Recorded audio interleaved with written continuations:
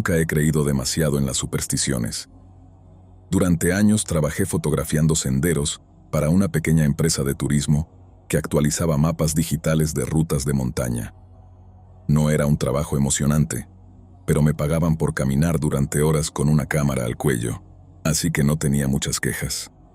Hace unos 3 años me enviaron a documentar una ruta poco conocida en las montañas de la prefectura de Nagano. No era un parque famoso. De hecho, la mayoría de los japoneses probablemente nunca había oído hablar del sendero. El ayuntamiento quería promocionarlo para atraer excursionistas y necesitaban fotografías nuevas porque las últimas tenían casi 15 años. El recorrido completo tomaba unas 6 horas y contaba con un pequeño estacionamiento de grava, un refugio de madera a mitad del camino y un antiguo santuario escondido cerca de la cima. Ese era todo el atractivo. Llegué alrededor de las 8 de la mañana. Había niebla, pero no era especialmente espesa. Apenas lo suficiente para que el bosque se sintiera silencioso. Lo primero que me llamó la atención fueron unas cintas rojas atadas a las ramas. No eran las típicas cintas reflectantes que usan para marcar rutas, sino tiras de tela vieja, descoloridas por el sol. Algunas estaban deshilachadas y parecían llevar años allí. Pensé que alguien las habría colocado para señalar el camino antes de que existieran los postes modernos, así que no les di importancia y comencé a caminar, tomando fotografías cada pocos cientos de metros. Todo era bastante normal: cedros enormes, musgo cubriendo las rocas, pequeños puentes de madera y arroyos muy estrechos. Sin embargo, después de aproximadamente 1 hora, empecé a notar algo extraño. Las cintas rojas seguían apareciendo, no cada 10 o 20 metros, sino que simplemente aparecían. Una aquí, otra 100 metros después, otra en un árbol completamente distinto. Lo raro era que nunca parecían viejas de la misma forma. Algunas estaban casi blancas por el sol, mientras que otras conservaban un rojo intenso, como si las hubieran colocado esa misma semana. Recuerdo haber pensado que quizá distintos excursionistas seguían añadiendo más, y tomé varias fotografías porque me parecían curiosas. A las 11 llegué al refugio, que era una construcción sencilla con una mesa, 2 bancos y un pequeño libro de visitas. Mientras bebía agua, abrí el cuaderno por simple curiosidad. La mayoría de las personas solo escribía cosas como «bonita vista», «volveré en otoño» u «ojalá hubiera menos mosquitos». Pero hubo una frase repetida varias veces, escrita por personas diferentes y en años distintos: «No sigas las cintas». Eso era todo. Sin explicación. La primera vez me hizo gracia, la segunda me pareció una coincidencia, pero cuando encontré una tercera anotación diciendo exactamente lo mismo, empecé a sentir cierta incomodidad. No porque creyera en alguna leyenda, sino porque 3 personas distintas habían decidido escribir esa misma advertencia. Cerré el cuaderno y seguí caminando. Media hora después ocurrió algo que todavía no logro explicar. El sendero se dividía en 2. A la izquierda había un poste oficial y a la derecha, un camino mucho más estrecho. Según mi GPS, debía ir hacia la izquierda, pero en ese momento vi varias cintas rojas, 5 o 6, todas bastante nuevas, avanzando por el camino derecho. Pensé que tal vez existía un atajo, pero al sacar el mapa no aparecía ningún sendero allí. Di apenas 10 pasos por ese camino antes de detenerme. No sabría explicar por qué, simplemente tuve la sensación de que el bosque había dejado de hacer ruido. Ni viento, ni insectos, ni pájaros. Nada. Solo silencio. Retrocedí inmediatamente y, en cuanto regresé al sendero principal, escuché otra vez los pájaros, como si alguien hubiera presionado un interruptor. Me convencí de que había sido una coincidencia. Continué hasta el santuario, hice las fotografías necesarias y emprendí el regreso. Fue entonces cuando realmente empezó el problema. A mitad del descenso, encontré otra cinta roja y la reconocí al instante. Tenía una pequeña rasgadura en forma de triángulo. La había fotografiado por la mañana y lo recordaba perfectamente porque me había gustado cómo contrastaba con el musgo del tronco. Lo extraño era que ese árbol no estaba en el camino de regreso, sino casi 2 kilómetros más abajo. Revisé las fotos en la cámara y la hora era correcta, así como las coordenadas GPS. Sin embargo, la misma cinta estaba ahora atada a otro árbol. Pensé que estaba confundiendo una con otra, hasta que vi un detalle imposible. Había una pequeña gota de pintura blanca en el nudo, exactamente igual. La fotografié otra vez y seguí caminando. 15 minutos después apareció de nuevo, esta vez colgando de una rama mucho más baja. Empecé a acelerar el paso. Cada pocos minutos encontraba la misma cinta, siempre con la misma rasgadura, la misma gota de pintura y en un árbol diferente. Ya no estaba convencido de estar imaginándolo. Entonces ocurrió algo que nunca le he contado a nadie fuera de mi familia. Vi a alguien colocando una de las cintas. Estaba a unos 40 metros delante de mí, entre los árboles. No distinguía el rostro, solo una figura muy delgada con ropa gris. La vi levantar lentamente un brazo y atar la tela alrededor del tronco. No parecía haberme visto. Di 2 pasos hacia adelante y la figura desapareció detrás de un cedro. Corrí hasta allí, pero no había nadie. Ni huellas, ni ramas moviéndose. Nada. Lo único que encontré fue la cinta recién anudada, que todavía se balanceaba. A partir de ese momento, dejé de tomar fotografías. Solo quería salir del bosque. Mientras descendía empecé a notar algo aún más inquietante. Las cintas ya no estaban únicamente delante de mí, también aparecían detrás. Cada vez que miraba hacia atrás había una nueva en algún árbol que juraría estaba vacío segundos antes. Nunca vi a nadie colocándolas, simplemente aparecían. Cuando por fin divisé el estacionamiento sentí un alivio enorme. Había otro coche además del mío, y un matrimonio mayor estaba preparándose para subir. Antes de irme les pregunté si conocían la historia de aquellas cintas. Los dos se quedaron en silencio hasta que finalmente el hombre me respondió: «Si ves muchas, regresa». Le pregunté por qué, pero solo negó con la cabeza. Porque significa que alguien ya empezó a marcarte el camino. No añadió nada más, y subieron al sendero como si aquella respuesta fuera suficiente. Durante semanas pensé que todo había sido una mezcla de cansancio y sugestión, hasta que descargué las fotografías.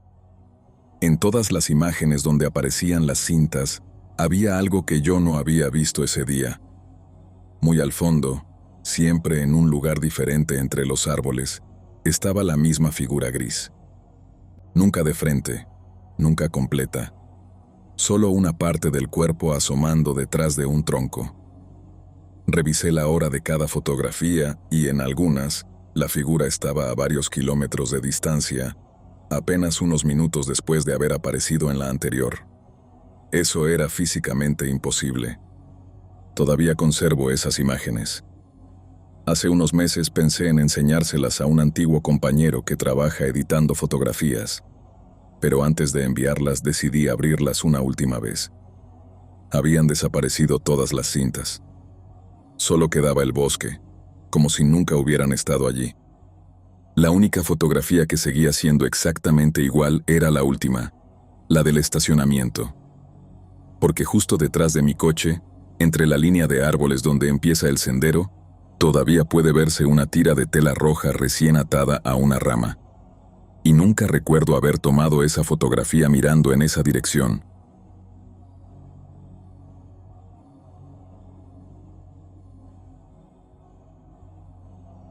Tenía 14 años cuando ocurrió esto.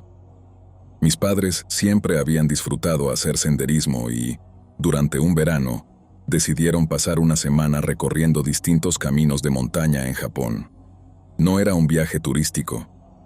Mi padre era de esas personas que evitaban los lugares populares y prefería conducir durante horas para encontrar senderos donde apenas hubiera otros excursionistas. Yo no estaba especialmente emocionado con la idea. A esa edad habría preferido quedarme en casa jugando videojuegos, pero no tenía opción. El cuarto día llegamos a un pequeño pueblo de montaña donde apenas vivían unas pocas familias. Había una tienda diminuta, una estación de autobús y poco más. El sendero que queríamos recorrer comenzaba detrás de un antiguo templo y atravesaba el bosque durante varias horas antes de llegar a una cascada. Mientras mi padre revisaba un mapa colocado en un tablón de madera, un anciano salió de la tienda y comenzó a hablar con él. No entendía todo lo que decían, pero recuerdo perfectamente una frase porque el hombre señaló hacia el bosque mientras hablaba. Si encuentran la casa, no entren. Mi padre sonrió, creyendo que era una broma para turistas, y el anciano simplemente volvió a entrar sin explicar nada más. Durante casi 2 horas, todo transcurrió con absoluta normalidad. El sendero estaba bien marcado, y apenas nos cruzamos con 2 personas en todo el recorrido. A mitad del camino comenzamos a escuchar el ruido de un arroyo, y fue entonces cuando me adelanté unos metros para tomar fotografías con una cámara compacta que me habían regalado por mi cumpleaños. Siempre me gustaba fotografiar cualquier cosa que pareciera abandonada, así que cuando vi una pequeña construcción de madera entre los árboles, me salí unos metros del camino sin pensarlo demasiado. No era una cabaña como las que uno imagina en medio del bosque.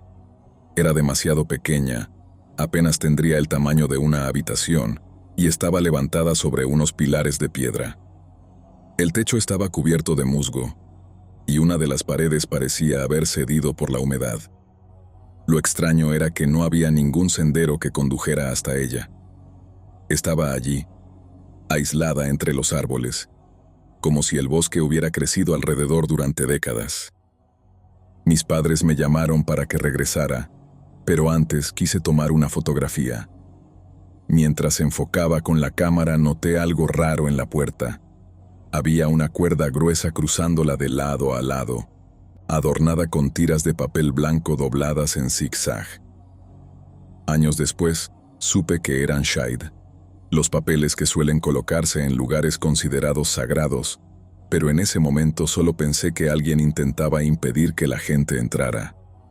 Seguí observando unos segundos más, y entonces vi movimiento dentro de la casa. No fue una sombra, ni una figura completa, solo la impresión de que algo acababa de apartarse de una de las pequeñas ventanas laterales. Bajé la cámara esperando volver a verlo, pero el interior permaneció completamente oscuro. Como empezaba a sentirme incómodo, regresé con mis padres y continuamos caminando hacia la cascada. No volví a pensar en la casa hasta el viaje de regreso. El sendero era exactamente el mismo, pero cuando llegamos al lugar donde yo recordaba haberla visto, simplemente no estaba. Me detuve convencido de que me había equivocado de sitio e incluso caminé unos metros entre los árboles buscando el claro donde estaba construida, pero solo encontré vegetación. Mi padre insistió en que siguiéramos porque empezaba a oscurecer, y aunque protesté un poco, terminé alcanzándolos. Esa noche, ya en la posada donde nos alojábamos, saqué la cámara para enseñarles las fotografías del día. Había imágenes de la cascada, del puente, de unos ciervos que habíamos visto cerca del camino, pero también estaba la fotografía de la casa.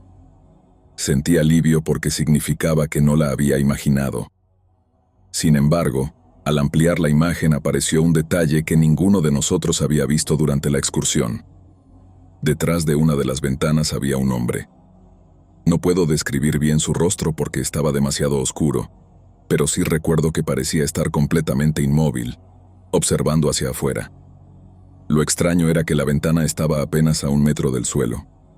Para mirar desde esa altura habría tenido que estar arrodillado o agachado de una forma bastante incómoda. Mi madre dijo que seguramente sería algún vecino viviendo allí y que simplemente no lo habíamos visto bien. Mi padre estuvo de acuerdo, así que el asunto terminó ahí. Al día siguiente, antes de abandonar el pueblo, regresamos a la pequeña tienda para comprar agua y algo de comida para el camino. El mismo anciano estaba atendiendo el mostrador. Mi padre le enseñó la fotografía y le preguntó si sabía quién vivía en aquella casa.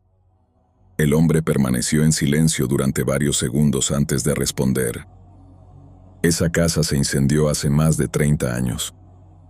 Pensé que no había entendido bien la traducción, pero él señaló la imagen otra vez. Ya no existe. Mi padre creyó que el anciano estaba confundido, así que le explicó dónde la habíamos encontrado. El hombre negó con la cabeza lentamente. Si pudieron verla, entonces tuvieron suerte de no acercarse más. Mi madre le preguntó por qué, y el anciano respondió algo que todavía recuerdo palabra por palabra. El guardián siempre espera que alguien cruce la cuerda. No quiso añadir nada más. De regreso a casa intentamos buscar información sobre aquella construcción y encontramos un artículo muy antiguo de un periódico local donde se mencionaba el incendio de una pequeña ermita utilizada por un hombre que cuidaba el bosque. No daba demasiados detalles, salvo que el incendio había destruido completamente el edificio y que nunca fue reconstruido. Eso me dejó todavía más confundido. La fotografía seguía ahí. La casa estaba ahí. Y el hombre también. Años después encontré aquella vieja cámara mientras ayudaba a mis padres a limpiar el ático. La batería aún conservaba algo de carga, y decidí revisar las imágenes por simple nostalgia. Esperaba encontrar la fotografía otra vez y comprobar que todo había sido un malentendido, pero la imagen había cambiado. La casa seguía apareciendo entre los árboles. La cuerda seguía cruzando la puerta y la ventana seguía abierta.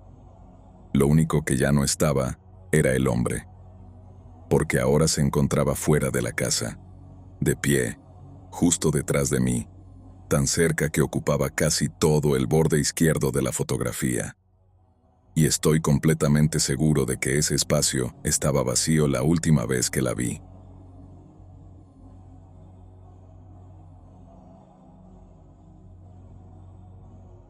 Tenía 16 años cuando ocurrió esto. Fue durante las vacaciones de verano y, como casi todos mis amigos vivían en el mismo barrio, pasábamos los días buscando cualquier excusa para salir de casa. En aquella época empezaban a ponerse de moda los videos de exploración en internet, y uno de mis amigos, Kenji, estaba convencido de que algún día tendría un canal con miles de seguidores. Grabábamos cualquier tontería, edificios abandonados, túneles, estaciones viejas. Nunca encontrábamos nada interesante, pero eso no nos impedía seguir intentándolo cada fin de semana. Uno de esos días apareció un sendero del que ninguno había oído hablar. Lo encontramos en un foro de excursionismo donde alguien mencionaba una ruta poco conocida cerca del monte Hachibuse. Las fotografías mostraban un bosque precioso, un pequeño mirador y una antigua torre de observación construida décadas atrás. Parecía el lugar perfecto para grabar algo distinto. Éramos 4. Kenji llevaba la cámara. Riku cargaba una mochila enorme llena de comida porque siempre pensaba que íbamos a quedarnos atrapados en alguna parte. Daichi apenas hablaba, pero era quien mejor conocía la montaña, y yo iba simplemente porque no tenía nada mejor que hacer. Llegamos poco antes de las 10 de la mañana. Había otros coches en el estacionamiento, aunque muy pocos, y recuerdo haber pensado que era raro para un sábado de verano. Había un mapa del recorrido, y según el cartel, el mirador estaba a poco más de 4 kilómetros. Nada complicado. Los primeros 40 minutos fueron exactamente lo que esperábamos. El sendero estaba limpio, bien mantenido, y cubierto por enormes hayas que apenas dejaban pasar la luz. Grabamos algunas tomas caminando, hicimos bromas frente a la cámara, y hasta encontramos un viejo tronco caído perfecto para sentarnos a comer unas barras de cereal. Fue entonces cuando vimos el primer poste indicador. Mirador, 3,2 kilómetros. Todo encajaba, así que seguimos caminando. Unos 20 minutos después apareció otro. Mirador, 3,5 kilómetros. Kenji se rió pensando que alguien había cambiado los números para gastar una broma, y Daichi dijo que seguramente habíamos leído mal el primero, por lo que ninguno le dio demasiada importancia, y continuamos. El bosque empezó a hacerse más espeso y dejamos de cruzarnos con otras personas. Pero no era algo extraño, ya que muchos excursionistas daban la vuelta antes de llegar muy lejos. Sin embargo, cuando apareció el siguiente cartel, todos dejamos de hablar. Mirador, 4,1 kilómetros. Nos quedamos mirándolo durante varios segundos y Riku incluso sacó el mapa murmurando que eso no tenía sentido. Kenji apuntó la cámara hacia el cartel y dijo que probablemente el ayuntamiento había reemplazado algunos postes sin actualizar las distancias. Era una explicación razonable, así que seguimos caminando. Durante la siguiente hora ocurrió algo curioso. No encontramos ningún otro cartel, solo bosque, siempre el mismo sendero, siempre la misma pendiente suave y los mismos árboles. No había bifurcaciones ni caminos secundarios, solo un sendero estrecho avanzando entre el musgo. Fue Daichi quien comentó algo que terminó poniéndonos nerviosos. ¿No les parece que llevamos demasiado tiempo sin cruzarnos con nadie? Miré la hora, y habían pasado casi 2 horas desde el estacionamiento. Según el mapa ya deberíamos haber llegado al mirador hacía bastante, pero pensé que quizá caminábamos más despacio de lo normal por culpa de las grabaciones. Entonces apareció otro poste. Mirador, 5 kilómetros. Esta vez nadie hizo una broma y Kenji dejó de grabar. Recuerdo perfectamente el silencio que hubo durante unos segundos. Ni siquiera discutimos, simplemente empezamos a caminar más deprisa. Durante los siguientes 20 minutos nadie habló, solo se escuchaban nuestras botas sobre la tierra húmeda. Cuando apareció el siguiente cartel, Riku soltó una palabrota. Mirador, 5,4 kilómetros. No era un error, las distancias estaban aumentando. Daichi insistió en regresar. Todos estuvimos de acuerdo y nos dimos la vuelta inmediatamente. Ahí fue cuando las cosas dejaron de tener sentido. Después de caminar casi media hora, apareció otro cartel. Pensamos que sería el anterior, pero no. Decía, estacionamiento, 6,2 kilómetros. Nos quedamos inmóviles. Según el mapa, el recorrido completo apenas superaba los 4 kilómetros desde el inicio hasta el mirador. Era imposible estar a más de 6 kilómetros del estacionamiento. Kenji empezó a ponerse nervioso y lo recuerdo porque dejó de hacer comentarios graciosos. Era la primera vez que lo veía realmente preocupado. Seguimos descendiendo y 30 minutos después encontramos otro cartel. Estacionamiento, 7 kilómetros. Nadie quiso decirlo en voz alta, pero todos estábamos pensando lo mismo. Mientras caminábamos hacia la salida, parecía que nos alejábamos de ella. El cansancio empezó a notarse. Habíamos llevado agua para una excursión de unas 3 horas, no para pasar todo el día en la montaña. Intentamos usar los teléfonos, pero no había señal, lo cual no era raro. Lo extraño era otra cosa, la batería. Mi móvil tenía más del 80% al empezar la caminata, y cuando intenté revisar la hora marcaba un 9%. El de Riku tenía 5% y el de Daichi estaba apagado. Solo el de Kenji seguía funcionando porque llevaba una batería externa, y fue él quien sugirió revisar las grabaciones por si habíamos pasado por alto alguna bifurcación. Nos sentamos en una roca y empezó a reproducir el video desde el principio. El estacionamiento, el primer cartel, las bromas, los árboles. Hasta que llegamos al momento del segundo poste, el que marcaba 3,5 kilómetros. En la grabación ocurrió algo que ninguno recordaba. Mientras Kenji enfocaba el cartel, una voz masculina dijo claramente, «No sigan contando». Los 4 levantamos la vista al mismo tiempo. No habíamos escuchado esa frase durante la excursión, pero en el video sí. Kenji retrocedió unos segundos y la voz volvió a oírse. Era baja, calmada y muy cerca del micrófono, pero ninguno de nosotros había hablado. Lo más extraño era que la cámara estaba apuntando directamente al cartel y detrás del poste, durante apenas 2 fotogramas, había alguien. No era un excursionista, no llevaba mochila ni ropa de montaña, solo una camisa blanca completamente lisa. Estaba inmóvil entre los árboles, mirando directamente hacia la cámara. Ninguno recordaba haber visto a esa persona. Cerramos el video inmediatamente, y a partir de ahí, empezamos prácticamente a correr. No importaba el cansancio, solo queríamos encontrar el estacionamiento. Después de unos 15 minutos apareció un último cartel que no indicaba ninguna distancia.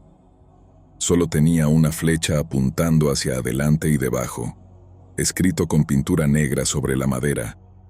Había una frase que claramente no pertenecía al cartel original: "Ya casi llegan". Seguimos esa dirección porque no teníamos otra alternativa y 5 minutos después salimos del bosque. El estacionamiento estaba allí, exactamente igual que por la mañana, aunque habían pasado más de 8 horas y solo quedaba nuestro coche. Mientras cargábamos las mochilas, un hombre mayor que barría hojas cerca de la entrada nos preguntó si habíamos subido hasta la torre. Le dijimos que no habíamos podido encontrarla, y nos miró con expresión extraña. Es imposible perderse. Ese sendero es una línea recta. Nunca volvimos. Meses después, cuando Kenji editó el video para subirlo a internet, descubrió algo que ninguno había notado. Los carteles nunca cambiaban delante de nosotros. Siempre aparecían ya grabados con la nueva distancia. Pero, fotograma por fotograma, podía verse que los números estaban siendo raspados lentamente entre un cartel y el siguiente, como si alguien hubiera ido delante de nosotros borrando un número y escribiendo otro un poco más grande. Y lo peor es que, en ningún momento de las 3 horas de grabación, aparece la persona que hacía ese trabajo. Solo el resultado.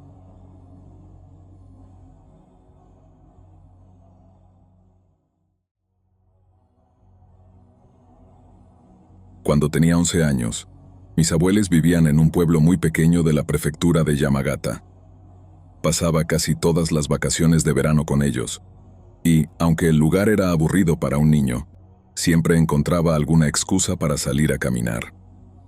A unos 20 minutos de la casa había un sendero estrecho que atravesaba un bosque de cedros.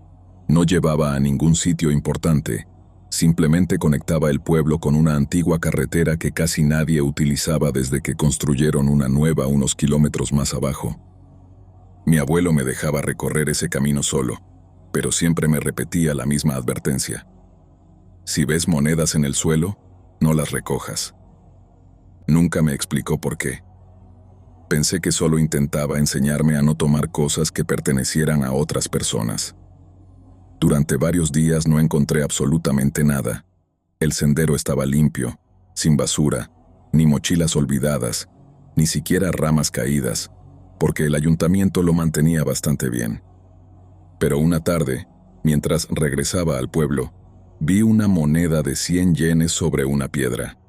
Estaba perfectamente colocada en el centro, y no parecía haberse caído del bolsillo de nadie. La observé unos segundos. Recordé lo que había dicho mi abuelo y seguí caminando. Al día siguiente había 2, una junto a la otra, y volví a dejarlas. El tercer día encontré 4, distribuidas a lo largo del sendero, no todas juntas, sino como si alguien hubiera querido marcar un recorrido. Empecé a pensar que algún vecino estaba perdiendo dinero sin darse cuenta. Cuando regresé a casa, le comenté a mi abuelo lo que había visto. Él simplemente me preguntó una cosa: ¿las monedas apuntaban hacia el bosque o hacia el pueblo? La pregunta me desconcertó. Le respondí que estaban orientadas hacia el interior del bosque. Recuerdo perfectamente cómo dejó los palillos sobre la mesa. No parecía asustado, solo serio. Entonces, ¿hiciste bien en no tocarlas? Intenté preguntarle qué significaba aquello, pero no respondió y cambió de tema inmediatamente. 2 días después, decidí comprobar una idea que se me había ocurrido. Llevé un rotulador negro y marqué un punto diminuto en el borde de una de las monedas, tan pequeño que solo podría reconocerlo yo. No la moví, solo la marqué. A la mañana siguiente la moneda seguía allí, con el mismo punto, pero estaba 50 o 60 metros más adelante. Pensé que alguien la había recogido y vuelto a dejar. Entonces encontré la segunda, También tenía una marca y también se había movido. Durante toda esa semana ocurrió lo mismo. Las monedas nunca desaparecían, simplemente avanzaban un poco cada día, siempre alejándose del pueblo, siempre internándose más en el bosque. El último día de mis vacaciones decidí llegar hasta donde terminaba aquella especie de rastro. Caminé mucho más lejos de lo que mi abuelo solía permitirme. Las monedas continuaban apareciendo, una, luego otra más, hasta que, de repente, dejaron de estar. El sendero terminaba en un pequeño claro donde no había nada, solo un viejo tocón cubierto de musgo. Me acerqué pensando que quizá encontraría la última moneda allí y, en cambio, encontré algo completamente distinto. Cientos, decenas de monedas de 100 yenes cubrían la parte superior del tocón.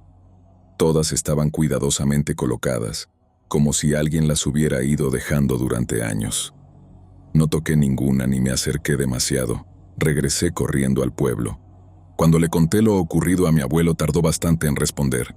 Finalmente dijo algo que todavía recuerdo. Nunca era el dinero lo que importaba. ¿Entonces qué era? Me miró unos segundos antes de responder. Que siguieras el camino hasta el final. Mi abuelo murió unos años después y nunca volvió a mencionar aquel lugar. El verano pasado regresé al pueblo por primera vez desde su funeral. El sendero ya no existe, pues la vegetación terminó cubriéndolo casi por completo. Aún así, conseguí encontrar el claro. El viejo tocón seguía allí, vacío, sin una sola moneda. Mientras me daba la vuelta para regresar, escuché el sonido de una moneda cayendo sobre la madera. No detrás de mí, sino delante. Como si alguien acabara de colocar la primera.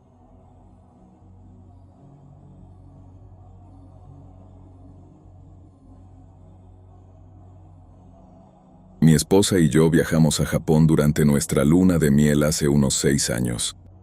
Ninguno de los dos era especialmente fanático de las grandes ciudades, así que después de pasar unos días en Kioto, decidimos alquilar un coche y recorrer algunos pueblos de montaña. Era octubre, y prácticamente cualquier carretera rodeada de árboles parecía sacada de una postal. No teníamos un itinerario muy estricto. Si veíamos un lugar bonito, simplemente nos deteníamos. Fue así como encontramos aquel sendero. No aparecía en ninguna guía turística que llevábamos. Lo vimos desde la carretera mientras buscábamos un sitio donde estirar las piernas. Había un pequeño estacionamiento de tierra con espacio para 3 o 4 coches y un cartel de madera bastante antiguo. Aunque no entendíamos todo lo que decía, reconocimos el símbolo de una ruta de senderismo. Solo había un detalle extraño. Una cadena bloqueaba el inicio del camino. No era una reja ni una puerta, simplemente una cadena oxidada colgando entre 2 postes de madera con un pequeño letrero que, según la aplicación de traducción del teléfono, decía algo parecido a «sendero cerrado temporalmente». No especificaba el motivo. Mientras discutíamos si valía la pena buscar otro lugar para caminar, llegó una camioneta bastante vieja. Un hombre de unos 60 años bajó del vehículo, nos saludó con una ligera inclinación de cabeza y comenzó a retirar la cadena. Pensamos que trabajaba allí, así que le pregunté, usando un traductor, si el sendero estaba abierto. Sonrió, asintió, volvió a colocar la cadena a un lado y nos hizo un gesto para que pasáramos. Mi esposa incluso comentó que probablemente todavía no habían retirado el aviso después de alguna reparación, así que comenzamos a caminar. Los primeros 30 minutos fueron completamente normales. El camino estaba limpio, había pequeños puentes de madera cruzando arroyos, y cada cierto tiempo, aparecían bancos donde los excursionistas podían descansar. Lo único raro era que nunca volvimos a ver al hombre de la camioneta. Pensábamos que iba delante de nosotros, pero nunca encontramos huellas recientes ni escuchamos a nadie caminando. Después de aproximadamente 1 hora llegamos a un puente bastante largo que cruzaba un barranco poco profundo. Allí encontramos a una pareja de ancianos que sí parecieron sorprenderse al vernos. Nos saludaron con mucha educación y el hombre nos preguntó algo en japonés. Como no entendimos, simplemente sonreímos. Entonces hizo un gesto señalando hacia atrás. Después señaló su reloj y luego negó lentamente con la cabeza. No supimos qué intentaba decir y seguimos caminando. Mi esposa fue la primera en notar algo. ¿No está demasiado silencioso? Tenía razón. Ni pájaros, ni insectos, ni siquiera el sonido del agua que habíamos escuchado durante todo el recorrido. Solo nuestras pisadas. Seguimos unos minutos más hasta llegar a un segundo cartel que esta vez sí pudimos traducir. No abandonar el sendero bajo ninguna circunstancia. Nos hizo gracia pensando que se refería al riesgo de perderse, y continuamos. 5 minutos después vimos algo moverse entre los árboles. Fue tan rápido que creí haber imaginado el movimiento. Pensé que sería un ciervo. Mi esposa también lo vio, y me preguntó si lo había notado, a lo que asentí. Esperamos unos segundos, pero nada volvió a moverse, así que seguimos caminando. Apenas 100 metros más adelante encontramos una mochila apoyada contra un árbol. Parecía bastante nueva. No tenía tierra ni estaba rota. Simplemente estaba allí. Llamé varias veces por si pertenecía a alguien, pero nadie respondió y la dejamos donde estaba. Fue entonces cuando escuchamos el primer ruido. No provenía del bosque, venía del sendero, detrás de nosotros, como si alguien caminara descalzo sobre la tierra húmeda. Las pisadas eran lentas, muy lentas. Nos dimos la vuelta pero no había nadie. Esperamos y las pisadas cesaron. Reanudamos la marcha y comenzaron otra vez. Nos deteníamos. Silencio. Caminábamos. Las pisadas regresaban. Era imposible saber a qué distancia estaban, pues nunca sonaban más cerca ni más lejos. Simplemente estaban ahí. Durante casi 10 minutos ocurrió exactamente lo mismo, hasta que llegó un momento en que dejamos de detenernos. Preferíamos no comprobar si seguían detrás. Solo queríamos regresar al coche. Cuando decidimos dar la vuelta, ocurrió algo que todavía me cuesta explicar. El sendero seguía allí, pero la mochila ya no. En su lugar había unas botas de montaña perfectamente alineadas en medio del camino, vacías, como si alguien se las hubiera quitado y hubiera seguido caminando descalzo. Mi esposa dijo que nos fuéramos inmediatamente y no discutí. Empezamos a caminar deprisa y las pisadas también aceleraron. Fue la primera vez que sentí auténtico miedo, no porque hubiera visto algo, sino porque aquel sonido respondía exactamente a nuestra velocidad. Si caminábamos despacio, él caminaba despacio. Si acelerábamos, él aceleraba. Nunca corría ni intentaba alcanzarnos, solo mantenía la misma distancia. Llegamos otra vez al puente esperando encontrar a la pareja de ancianos, pero ya no estaban. Solo vimos algo mucho más extraño. La cadena. La misma cadena que bloqueaba el sendero estaba colocada otra vez atravesando el puente, como si alguien la hubiera instalado allí mientras nosotros seguíamos caminando. Mi esposa comenzó a ponerse realmente nerviosa. Levanté la cadena para pasar por debajo, y fue entonces cuando escuché la primera respiración. No unas pisadas, no ramas. Una respiración muy profunda, muy cerca de mi oído derecho. Giré por instinto y, durante menos de un segundo, vi algo entre los árboles. Era demasiado alto para ser una persona, extremadamente delgado, y los brazos parecían colgarle casi hasta las rodillas. No vi la cara. Solo recuerdo 2 ojos muy claros reflejando la poca luz que atravesaba el bosque. Nada más. Mi esposa gritó y corrimos. Las pisadas, por primera vez, comenzaron a correr también.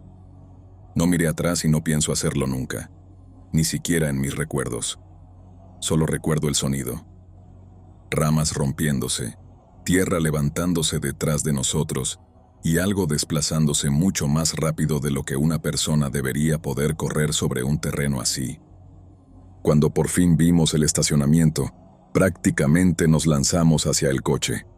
La camioneta seguía allí, y el mismo hombre estaba sentado en el asiento del conductor. Ni siquiera parecía sorprendido al vernos, solo levantó una mano como despidiéndose, Subimos al coche y salimos de allí sin decir una sola palabra. No fue hasta varios kilómetros después, cuando mi esposa preguntó algo que me heló la sangre. ¿Te fijaste en que nunca vimos al hombre bajar por el sendero? No había pensado en eso. Él abrió la cadena antes de que entráramos, y cuando salimos, ya estaba otra vez esperándonos en el estacionamiento. Habíamos pasado más de 3 horas dentro del bosque, no había ningún otro acceso, y, aún suponiendo que hubiera regresado antes que nosotros, habría tenido que pasar inevitablemente por nuestro lado. Nunca lo vimos hacerlo. Hasta el día de hoy sigo pensando que el sendero sí estaba cerrado, solo que nosotros tuvimos la mala suerte de llegar exactamente cuando alguien decidió abrirlo.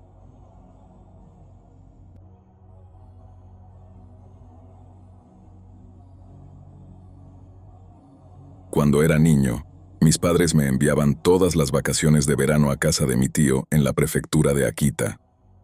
Él vivía solo, en una casa bastante antigua rodeada de arrozales y pequeños bosques. No había mucho que hacer allí, así que la mayor parte del tiempo salía a caminar o ayudaba con tareas sencillas en la propiedad. Detrás de su casa nacía un sendero muy estrecho que descendía hasta un arroyo. El agua era tan clara que podían verse perfectamente las piedras del fondo, incluso en las zonas más profundas. A mí me encantaba pasar las tardes allí lanzando ramas para ver cómo la corriente se las llevaba. El primer día que llegué aquel verano, mi tío me hizo una advertencia bastante extraña. Si alguna vez el agua deja de correr, vuelve inmediatamente a la casa. Pensé que hablaba de una sequía o de algo parecido, pero él negó con la cabeza. No, si deja de correr mientras la estás mirando. No volvió a mencionar el tema. Durante las siguientes 2 semanas fui al arroyo casi todos los días. Siempre era igual. El agua bajaba con fuerza, hacía bastante ruido al pasar entre las piedras, y, si uno permanecía allí unos minutos, terminaba olvidándose completamente del resto del mundo. Una tarde decidí llevar un pequeño cuaderno para dibujar. Me senté sobre una roca bastante grande y pasé casi 1 hora haciendo bocetos del paisaje. Estaba tan concentrado que no me di cuenta del momento exacto en que ocurrió. Simplemente levanté la vista y el agua ya no se movía. No es que fluyera lentamente o que hubiera menos corriente. Estaba completamente inmóvil. Cada hoja que flotaba sobre la superficie permanecía exactamente en el mismo sitio. Las pequeñas burbujas blancas seguían suspendidas entre las rocas, e incluso una ramita que unos segundos antes había bajado con la corriente, ahora parecía clavada en el agua. Lo primero que pensé fue que me había distraído demasiado y estaba imaginando cosas. Entonces escuché el bosque, o mejor dicho, dejé de escucharlo. Todo estaba en silencio. Fue entonces cuando recordé la advertencia de mi tío y me levanté inmediatamente para regresar a la casa. Había dado apenas 2 pasos cuando escuché una voz que venía del arroyo. No era fuerte, sonaba como alguien intentando hablar muy bajo. No entendía las palabras, solo sabía que alguien estaba diciendo algo. No miré y seguí caminando. La voz volvió a escucharse, esta vez un poco más cerca. Seguía sin distinguir ninguna frase, solo aquel murmullo constante. No sé cuánto tardé en llegar a la casa, probablemente menos de 5 minutos. Entré sin decir nada, pero mi tío me vio la cara y supo inmediatamente dónde había estado. Solo hizo una pregunta. ¿Miraste otra vez? Negué con la cabeza y pareció aliviado. Nunca hablamos del tema esa noche. A la mañana siguiente le pregunté por qué me había hecho aquella advertencia, y me respondió algo que aún recuerdo. Porque todos miran una segunda vez. No entendí. Él dejó la taza sobre la mesa. La primera vez siempre creen que es un reflejo.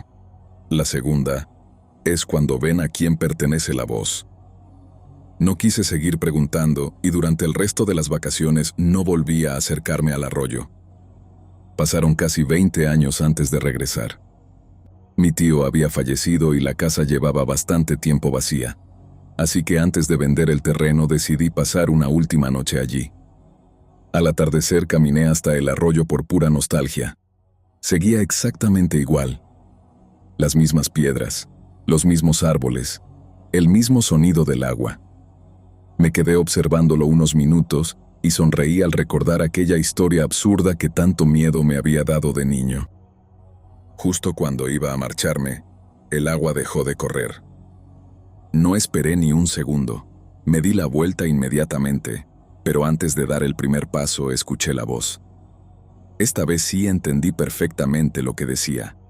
Era la voz de mi tío y solo hizo una pregunta. ¿Por qué volviste? Nunca miré hacia el arroyo, y desde entonces hay una sola cosa que me resulta imposible hacer. No importa si estoy en un río, una fuente o una simple pecera, si por algún motivo el agua permanece completamente inmóvil durante unos segundos, automáticamente aparto la vista. Porque todavía no sé si aquella segunda vez la voz realmente era la de mi tío, o si simplemente sonaba igual.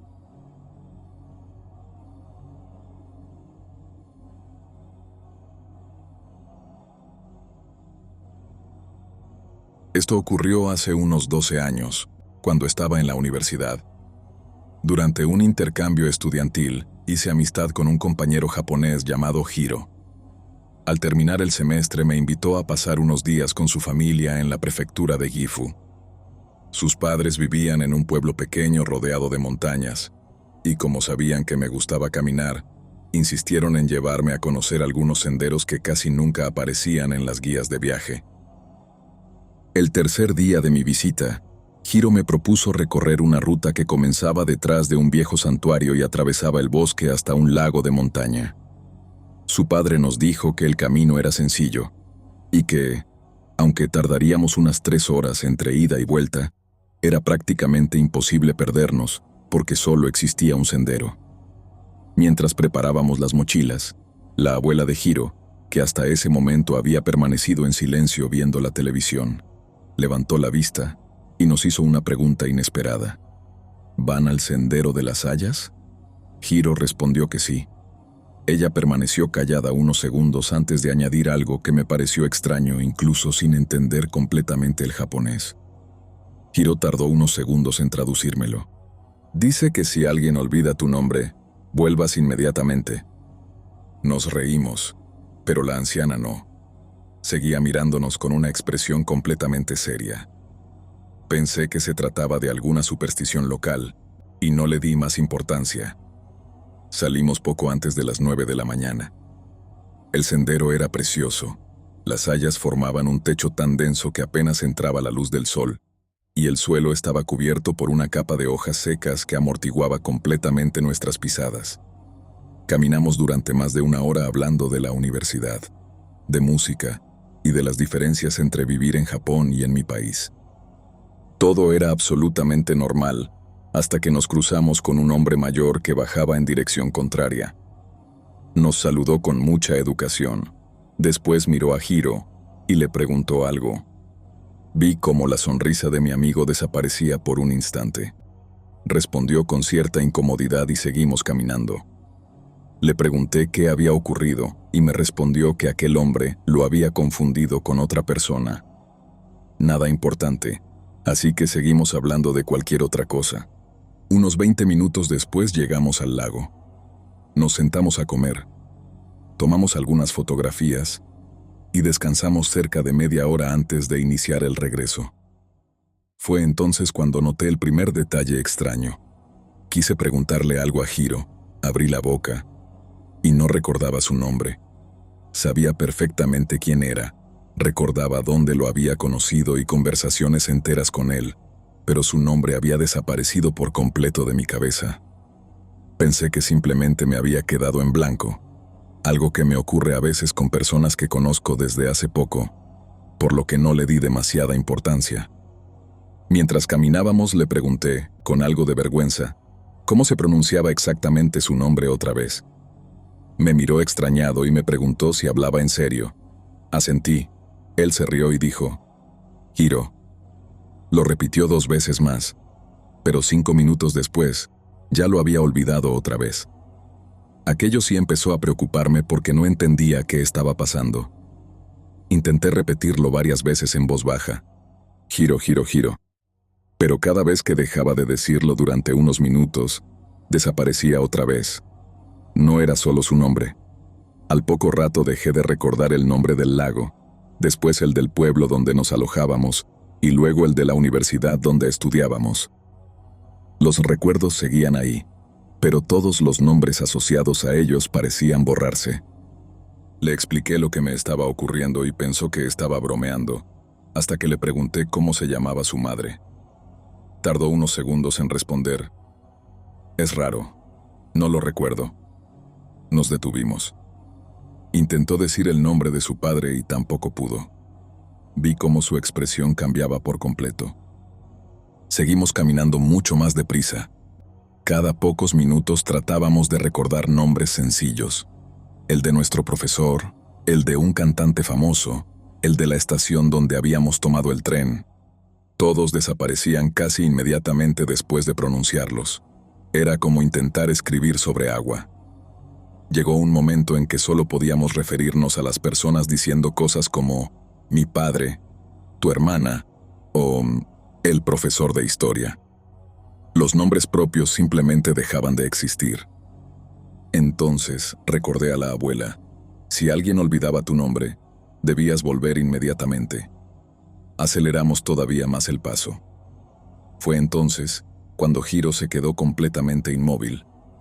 Lo miré y estaba observándome con una expresión que nunca olvidaré. No recuerdo cómo te llamas. Sentí un escalofrío recorriéndome la espalda. Yo tampoco recordaba el suyo, ni el mío. Sabía perfectamente quién era y recordaba toda mi vida. Pero, por primera vez desde que tenía memoria, no podía decir mi propio nombre. Empezamos prácticamente a correr. No hablábamos porque ya no tenía sentido. Cada vez que intentábamos decir un nombre, el cerebro simplemente encontraba un vacío. Cuando por fin vimos el torii rojo del santuario al final del sendero, ambos salimos del bosque sin detenernos. La abuela estaba sentada exactamente en el mismo sitio donde la habíamos dejado esa mañana. Nos vio entrar al patio, sonrió con un alivio evidente, se levantó despacio, caminó hasta nosotros y dijo nuestros nombres. No sé explicar por qué, pero fue como si alguien hubiera abierto una puerta dentro de mi cabeza y todo volvió de golpe. El nombre de Hiro, el mío, el del pueblo, el del lago, el de la universidad. Incluso recordé el nombre del hombre con el que nos habíamos cruzado en el sendero, aunque nunca nos lo había dicho. Aquella noche le pregunté a la abuela qué significaba todo aquello. Me respondió que hacía mucho tiempo la gente del pueblo evitaba ese bosque porque creían que algunas montañas no querían que los visitantes regresaran. Le pregunté por qué los nombres, y ella tardó bastante en responder hasta que finalmente dijo algo que todavía me pone la piel de gallina. Porque es mucho más difícil volver a casa cuando ya no recuerdas quién debe regresar. Nunca he vuelto a aquel sendero, pero todavía ocurre algo extraño. Cada cierto tiempo, quizá 1 o 2 veces al año, estoy haciendo cualquier cosa y de repente dejo de recordar el nombre de Hiro durante unos segundos. Solo el suyo. Después vuelve a mi memoria como si nada hubiera pasado. Y siempre, sin excepción, ese mismo día termino soñando con el sendero. En el sueño estoy caminando entre las hayas. Hay alguien delante de mí, y sé que lo conozco desde hace años. Sé que es mi mejor amigo, y sé que está hablando conmigo, pero ninguno de los dos recuerda cómo se llama el otro.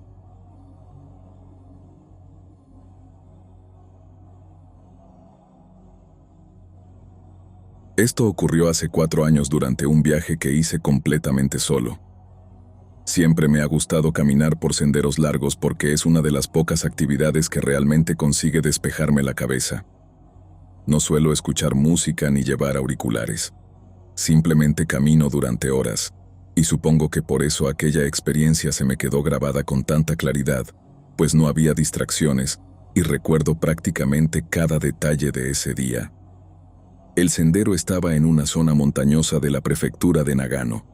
No era especialmente famoso, pero tenía muy buenas reseñas entre excursionistas locales porque atravesaba un bosque antiguo y terminaba en un pequeño mirador desde donde podía verse un valle entero.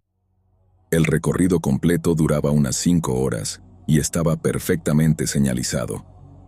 Lo primero que me llamó la atención fue un mapa colocado junto al estacionamiento, que, además de indicar la distancia hasta el mirador, mostraba varios puntos de descanso repartidos por el recorrido. Eran pequeños bancos de madera construidos hacía décadas, e incluso aparecían numerados: Banco 1, Banco 2, Banco 3, Banco 4 y un último banco muy cerca del mirador. No le di importancia. Durante la caminata fui encontrándolos uno por uno. Eran exactamente iguales, bancos sencillos de madera oscurecida por la humedad, siempre colocados en lugares donde el sendero se ensanchaba un poco. En los 2 primeros había otras personas descansando, y en el tercero me detuve apenas un minuto para beber agua y continuar. Todo era completamente normal. Fue al llegar al cuarto cuando conocí a un hombre mayor. Estaba sentado con las manos apoyadas sobre un bastón de madera. Tendría unos 70 años y parecía llevar allí bastante tiempo. Me saludó amablemente cuando pasé a su lado y me preguntó cuánto faltaba para el mirador. Me sorprendió la pregunta porque, según el mapa, ya quedaba muy poco, y se lo dije. Él sonrió. Entonces todavía tienes tiempo para no cometer el mismo error que yo. Pensé que se refería a haber comenzado demasiado tarde, pero negó con la cabeza y señaló hacia adelante. No te sientes en el último banco. Esperó unos segundos, como si creyera que iba a hacer alguna pregunta, pero no dije nada. Él continuó. Si llegas al final y está vacío, sigue caminando. Después bajó la vista y dio por terminada la conversación. Seguí mi camino convencido de que simplemente era una superstición local más. No tardé mucho en llegar al mirador. Era precioso. Saqué algunas fotografías, comí un sándwich y permanecí allí unos 15 minutos contemplando el valle. Mientras guardaba las cosas, recordé lo que había dicho el anciano y decidí buscar aquel famoso banco. Estaba apenas unos metros más abajo, oculto entre 2 enormes cedros. Era exactamente igual que los anteriores. Ninguna inscripción, ninguna marca, nada que lo distinguiera. Y efectivamente, estaba completamente vacío. Sonreí para mí mismo pensando que el anciano debía divertirse asustando excursionistas, y me senté. Al principio no ocurrió absolutamente nada. Revisé algunas fotografías en la cámara, respondí un par de mensajes y bebí un poco de agua. Después de unos 10 minutos me levanté para regresar, y fue entonces cuando escuché unas pisadas acercándose por el sendero. Pensé que sería otro excursionista y me hice a un lado para dejarlo pasar. Las pisadas continuaban, pero nadie aparecía. Esperé. Seguían acercándose. Era un sonido perfectamente reconocible. Botas golpeando la tierra húmeda, cada vez más cerca. El sendero delante de mí permanecía vacío. Miré hacia atrás y tampoco había nadie. Las pisadas se detuvieron justo al lado del banco, tan cerca que por un instante tuve la absurda sensación de que alguien acababa de sentarse a mi lado. El banco crujió con ese sonido seco que hace la madera cuando soporta el peso de otra persona. Sentí el movimiento con absoluta claridad. La tabla donde estaba sentado descendió apenas unos milímetros, como si realmente hubiera alguien ocupando el otro extremo. No me moví. No porque fuera valiente, sino porque mi cuerpo simplemente dejó de responder. Pasaron varios segundos, quizá un minuto entero, no lo sé. Y entonces escuché una respiración. No delante de mí, no detrás. A mi izquierda, exactamente donde el banco acababa de hundirse. Era lenta, profunda. La respiración de alguien que llevaba mucho tiempo caminando. No giré la cabeza, y todavía hoy estoy convencido de que fue la mejor decisión que tomé en toda mi vida. La respiración continuó durante unos segundos más, y después cesó. Esperé un poco antes de levantarme. No recuerdo haber corrido nunca tan rápido por un sendero, y no miré atrás ni una sola vez. Cuando llegué al cuarto banco, el anciano seguía sentado exactamente en el mismo lugar, Le conté, casi sin aliento, lo que acababa de ocurrir, y él solo me hizo una pregunta. ¿Llegaste a verlo? Negué con la cabeza, y por primera vez desde que lo había conocido, sonrió con auténtico alivio. Entonces todavía te seguirá buscando desde el sendero. No entendí aquella respuesta, pero antes de que pudiera preguntarle qué significaba, se levantó apoyándose en su bastón y comenzó a bajar la montaña. Lo seguí unos metros con la vista. El sendero hacía una curva pronunciada, y cuando llegué a ella apenas unos segundos después, el hombre ya no estaba. No había ningún desvío ni árboles lo bastante grandes para ocultarlo. Simplemente había desaparecido. Al regresar al estacionamiento vi un panel informativo que no había leído por la mañana. Era una fotografía antigua del sendero tomada a principios de los años 80 que mostraba a varios voluntarios construyendo las áreas de descanso. Reconocí inmediatamente al hombre del bastón. Era uno de los trabajadores de la fotografía. La imagen estaba fechada 42 años antes, y pensé que sería mucha casualidad encontrar a alguien tan parecido, hasta que leí el pequeño texto que la acompañaba. Explicaba que uno de los voluntarios había desaparecido durante la construcción del último banco, y que nunca lograron encontrar su cuerpo. No decía su nombre, solo mencionaba un detalle. Los demás trabajadores insistieron en terminar el banco exactamente en el mismo lugar donde había sido visto por última vez. Nunca he vuelto a ese sendero, pero, desde entonces, cuando hago excursiones, siempre observo algo antes de sentarme. No me importa si el banco parece nuevo, viejo, o está completamente vacío. Siempre apoyo una mano sobre la madera durante unos segundos. Y si siento que el otro extremo desciende antes que el mío, sigo caminando sin mirar atrás.